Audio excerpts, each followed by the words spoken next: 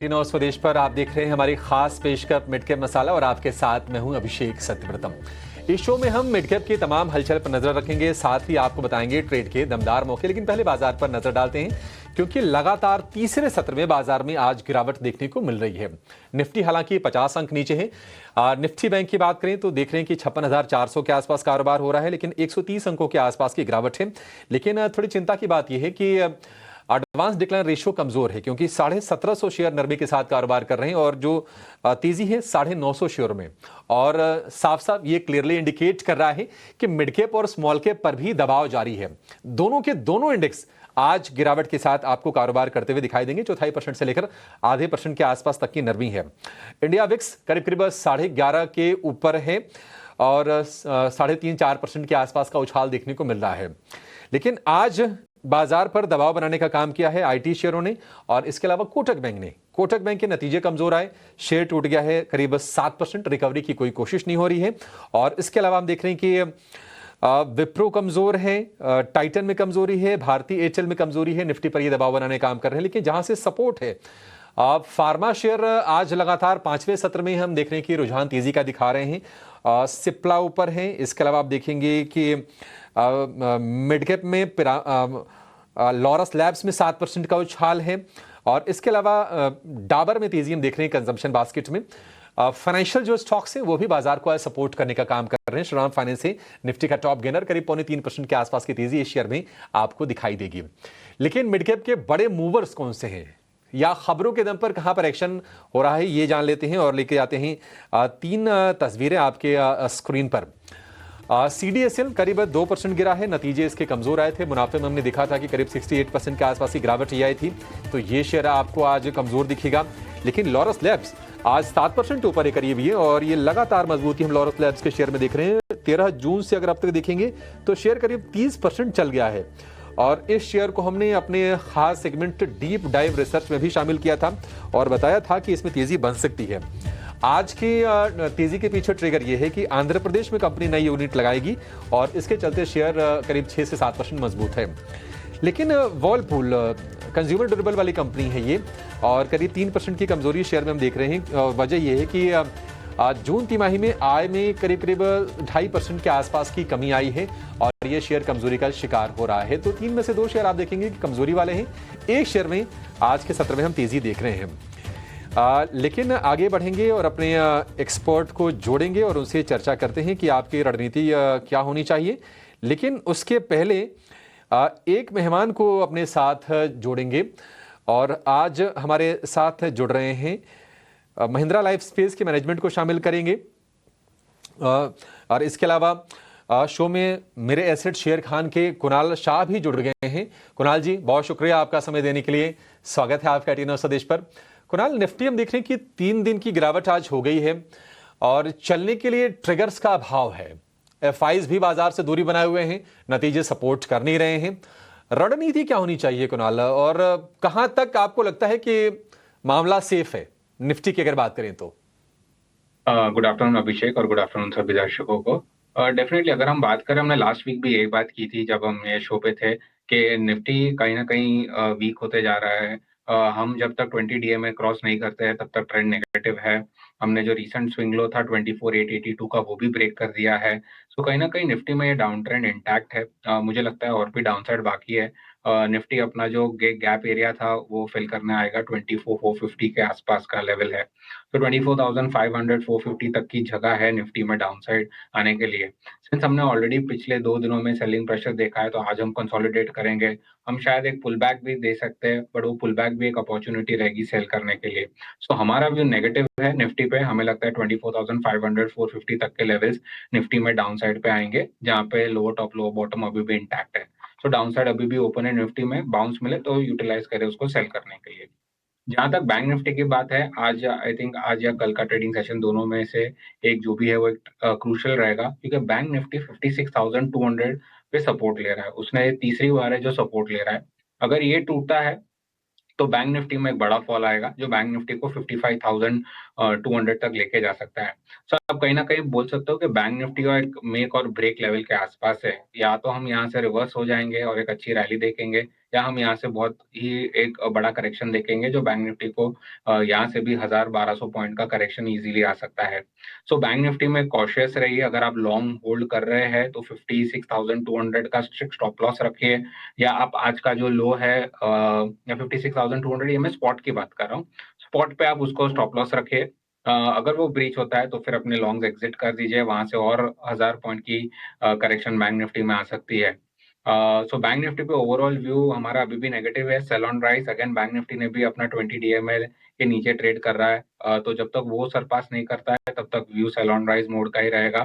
56,200 के नीचे अग्रेसिव मंदी हो जाएगी जो बैंक निफ्टी को 55,200 55,000 के लेवल्स तक भी लेके आ सकती है। सो ओवरऑल व्यू हमारा निफ्टी पे नेगेटिव है, bank Nifty sideways to negative है। कंफर्मेशन का वेट करिए, 56,200 के नीचे मंदी और भी बढ़ जाएगी। ठीक है, 56,200 के लेवल के नीचे निफ्टी बैंक में गिरावट गहराएगी। सेल ऑन राइज की रणनीति है और सुबह सुबह हमने बाजार खुलने से पहले आपको एग्जैक्टली यही लेवल बताए थे कि 56,200 के लेवल पर आप नज़र रखिए, वो सपोर्ट के तौर पर काम करेगा आज निफ्टी बैंक के लिए, और वो हमने देखा भी है आज के सत्र में।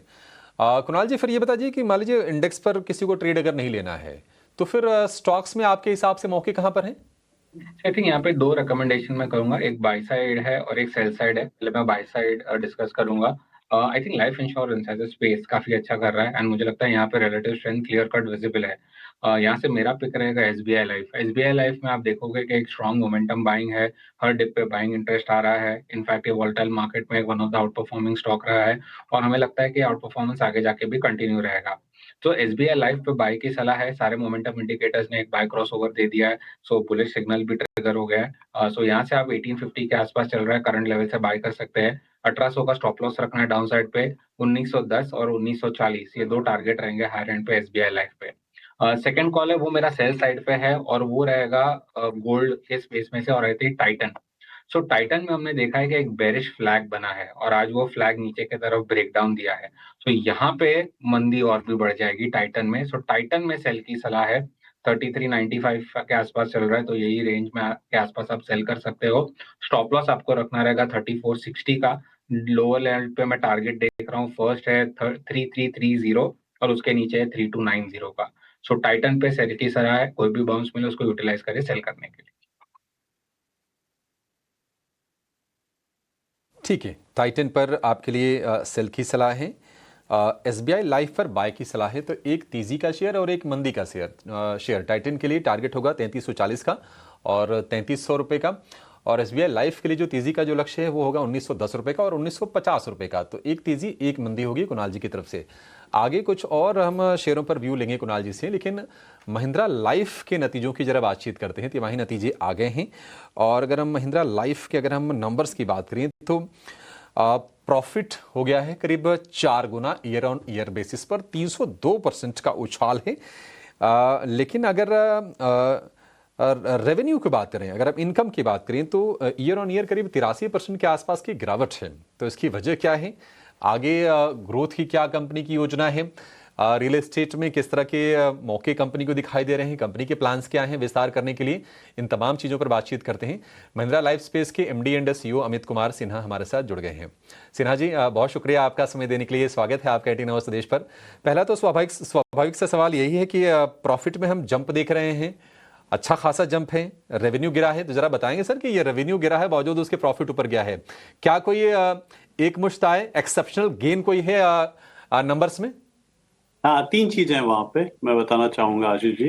तो क्या होता है, हमारे पास दो बिजनेस है, रेजिडेंशियल बिजनेस और इंडस्ट्रियल बिजनेस।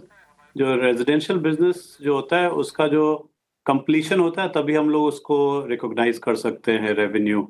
तो वो पार्ट जो है आप देख रहे हैं, क्योंकि कुछ जो कंप्लीशंस हैं, ओसी आने की बात हो रही है, वो इस साल के latter part of the year में है, तो बाद में आपको रेवेन्यू में जंप दिखेगा। लेकिन जो प्रॉफिट जो आप देख रहे हैं वो है जो हमारे पास जो इंडस्ट्रियल बिजनेस है, जो दूसरा बिजनेस है, उसका सम कंट्रीब्यूशन, वो काफी अच्छा बिजनेस रहा। कुछ एक्सेप्शनल गेन है क्योंकि हमने थोड़ा सा अपने बैलेंस शीट को क्लीन अप किया है, तो वो दिख रहा है आपको। और तीसरी चीज है कि हमारे पास कुछ जो पार्टनरशिप थे उसको हम लोगों ने क्लीन अप किया है, तो उसका गेन थोड़ा सा दिख रहा है, हमने बाय आउट किया है। तो all those things together are giving us the PAT benefit in this quarter.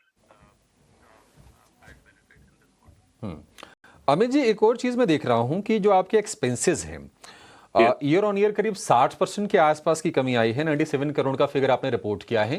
तो ये एक्सपेंसेस में आपने कमी किस तरह से की है, या मतलब ये आपने किया कैसे? तो एक्सपेंसेस क्या होता है अभिषेक जी कि सब लॉन्च रिलेटेड है हमारे बिजनेस में। जो भी होता है marketing, sales, everything is launch related. और दूसरा है इंटरेस्ट। सो दो चीजें हैं। तो पहले मैं इंटरेस्ट बताता हूँ कि हमने क्या किया कि अपनी बैलेंस शीट को लास्ट करीब साल 9 महीने से काफी क्लीन अप करने की कोशिश की है। सो डेट को रिड्यूस करते जा रहे हैं हम लोग। राइट्स इशू किया हमने पिछले क्वार्टर में। 1500 करोड़ रेज किया है मार्केट से। हमारे share holder, primary shear holder Mahindra and Mahindra and institutional and retail share holder से। काफी अच्छा रहा वो जब पैसा आया तो हमने उससे काफी लॉन्ग टर्म डेट को पे कर दिया है। और काफी ग्रोथ कैपिटल भी हमारे पास है, तो उससे इंटरेस्ट एक्सपेंस काफी कम हो गया है, हमारा प्रैक्टिकली जीरो हो गया। हमारा नेट डेट अभी -0.23। इसका मतलब हमारे पास एक्सेस कैश है फॉर ग्रोथ, फॉर डिप्लॉयमेंट। दूसरी चीज है कि अभी हमारे बिजनेस में लॉन्च करने के पहले जो अप्रूवल का प्रोसेस काफी लंबा होता है, स्पेशली हाई राइजर्स के लिए। वो प्रोसेस अभी चल रहा है। जैसे ही लॉन्च होंगे तो थोड़े एक्सपेंसेस उस पे लिंक्ड है। मार्केटिंग एंड सेल्स जो होता है वो काफी उससे लिंक्ड है। तो वो हम काफी ध्यान से स्पेंड करते हैं। वो चीज आप देख नहीं रहे हैं, कुछ पार्ट वापस आ जाएगा। और तीसरी चीज है जो हम लोग हमेशा हेड काउंट पे ध्यान रखते हैं। अच्छी क्वालिटी होनी चाहिए, बट हेड काउंट उसका यूटिलाइजेशन होना चाहिए। तो पिछले करीब करीब 15 महीने में हमारा head count practically same level पे रहा है, लेकिन quality of people we have improved. So ये चीजों का इम्पैक्ट देखते हुए आप देखेंगे कि हमारे एक्सपेंसेस काफी ऑप्टिमाइज्ड। ठीक है, बढ़िया सर। एक और अच्छी चीज मैं देख रहा हूँ आपके नंबर्स में, वो है जीडीवी एडिशंस का ग्रॉस डेवलपमेंट वैल्यू 3,500 करोड़ का है। और अगर हम लास्ट ईयर के Q1 से अगर हम उसको कंपेयर करेंगे तो करीब 2.5 गुना ज़्यादा है। ज़रा समझाएंगे सर कि ये क्यों है? और दूसरी चीज़, गोइंग फॉरवर्ड मैं आपसे पूछूं कि कमर्शियल और रेजिडेंशियल इसका रेशियो अभी क्या है, और आगे आप क्या टारगेट करके चल रहे हैं? क्या तो पहले मैं जीडीवी का आंसर करता हूँ। जीडीवी तो हमारे लिए रॉ मटेरियल है। हमारे बिजनेस में वो लैंड बैंक है। जितना जीडीवी ऐड करेंगे वो स्लोली सेल्स में बन जाएगा, कन्वर्ट हो जाएगा। सो 3,500 का जो हमने ऐड किया है वो अप्रूवल के बाद वो सेल्स, प्री सेल्स में बनते जाएगा। पिछले साल हमने पूरे साल में 18,000 करोड़ किया था। उसके पहले साल में 4,400 किया था। उसके पहले हमारी एम्बिशन थोड़ी सी कम थी, तो हम लोग 500 से 1,000 के बीच में ऐड करते हैं।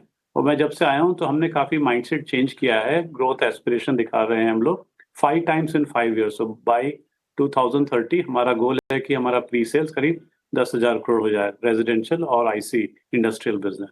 तो वो हमारे लिए जीडीवी बहुत जरूरी है।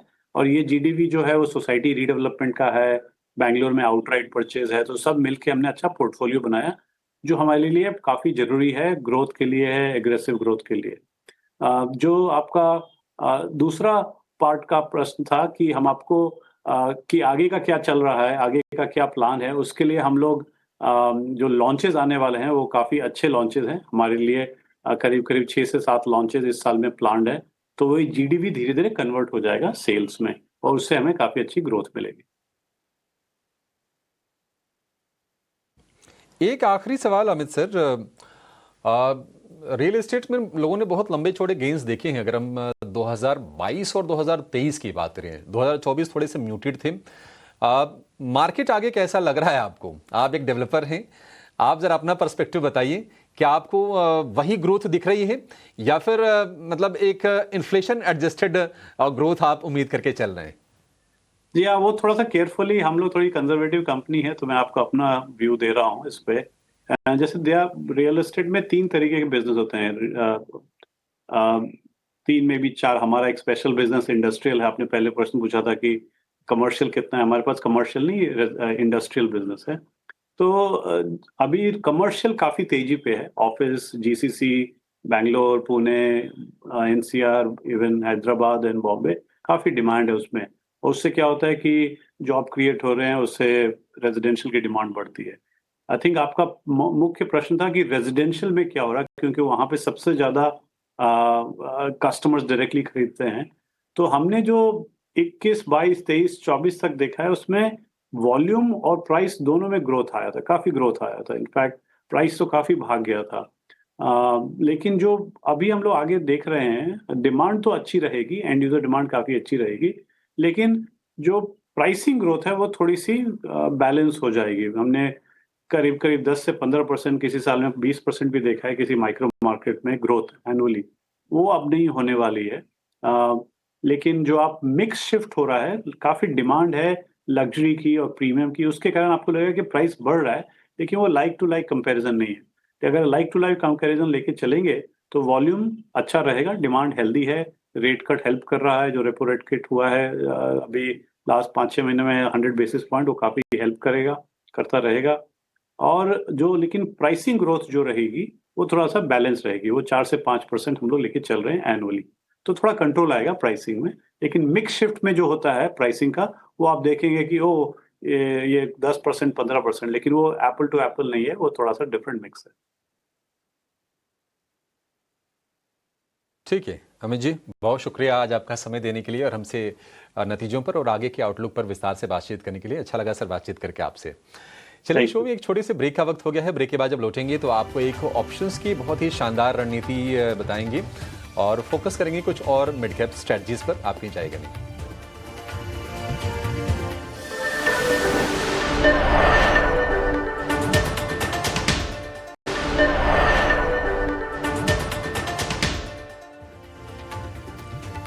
स्वागत है आपका फिर से एक बार मिड कैप मसाला में। हम देख रहे हैं कि बाजार में कमजोरी बढ़ गई है और निफ्टी की जो गिरावट हो गई है वो हो गई है 101 अंकों की, यानी कि वॉलिटिलिटी काफी ज्यादा है। और निफ्टी बैंक की कमजोरी जो है वो हो गई है 250 अंकों के आसपास की। कोटक बैंक निफ्टी का टॉप लूजर 7% की गिरावट के साथ।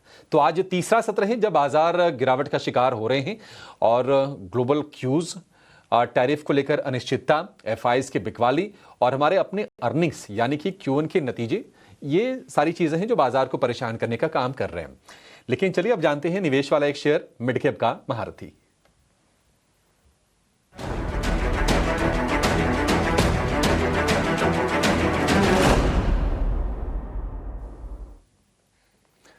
जियोजित फाइनेंशियल के गौरांग शाह हमारे साथ जुड़ गए हैं। गौरांग सर, बहुत शुक्रिया आपका समय देने के लिए, स्वागत है एक बार फिर से। बताइए सर, कहां पर आपको मौके दिख रहे हैं इस बाजार में? मिड कैप में क्या चुनेंगे आप? धन्यवाद अभिषेक जी, आपका सभी को प्रणाम और शुभ दिन हमारे तरफ से। तो देखिए, वित्तीय क्षेत्र में जो मजबूत नॉन बैंकिंग फाइनेंस कंपनीज हैं अभिषेक भाई, ये थोड़ी बहुत अच्छी लगती है। बहुत सारी तकलीफें हैं, घरेलू स्तर पर आंकड़े सही नहीं आ रहे, पहली तिमाही के विदेशी खबरों को लेकर के भी असमंजस परिस्थिति। तो L&T फाइनेंस काफी लंबे समय से अभिषेक भाई यहाँ पर खरीदारी की राय हमारी रही है। और कुछ दिक्कतें थी बैलेंस शीट पर, नॉन वायबल बिजनेसेस को दूर करके अब स्पष्ट रूप से इन्होंने कारोबार की रणनीति जमीनी स्तर पर लागू की है और उसके फलस्वरूप हम देख रहे हैं कि 200 के पार कामकाज कर रहे हैं। जिस प्रकार से ऋण की मांग बढ़ने वाली आने वाले समय में, उसका एक अनुमान रखते हुए हमें लग रहा है कि वित्तीय क्षेत्र में सरकारी बैंक, निजी क्षेत्र की बैंक और मजबूत NBFCs की जो लोन बुक ग्रोथ है वो अच्छी होगी और उसके साथ साथ एसेट क्वालिटी में भी सुधार होगा। अनुमानित लक्ष्यांक, अप्रोक्सीमेट टारगेट्स आने वाले तिमाही नतीजों के आधार पर करीबन 250 के आसपास का रखा है। इसमें बदलाव होगा अगर नतीजे बहुत ही बेहतर आएंगे तो उसमें परिवर्तन, लेकिन फिलहाल अनुमानित लक्ष्यांक करीबन 250 के आसपास। ठीक है, 250 रुपए के आसपास के लक्ष्य हैं, 204 रुपए का भाव है। और हमने देखा था कि फरवरी में ये शेयर चला गया था 130 रुपए के भी नीचे, वहां से रिकवरी आई है और अपने 52 वीक हाइस के आसपास ये 10 रुपए की दूरी होगी 52 वीक हाई से। तो ना सिर्फ उसको पार करेगा बल्कि और तेजी दिखाएगा। 250 रुपए तक ये शेयर जाने का दमखम रखता है, गौरांग सर का ये मानना है।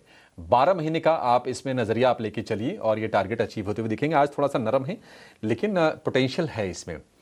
गौरांग सर, बहुत शुक्रिया आज आपका समय देने के लिए और ये बेहतरीन स्टॉक हमारे दर्शकों को बताने के लिए। चलिए, शो को तो यहीं पर समाप्त करेंगे, लेकिन आप कहीं जाइएगा नहीं, क्योंकि ब्रेक के बाद हम लेकर आएंगे कॉर्पोरेट कनेक्शंस। नमस्कार।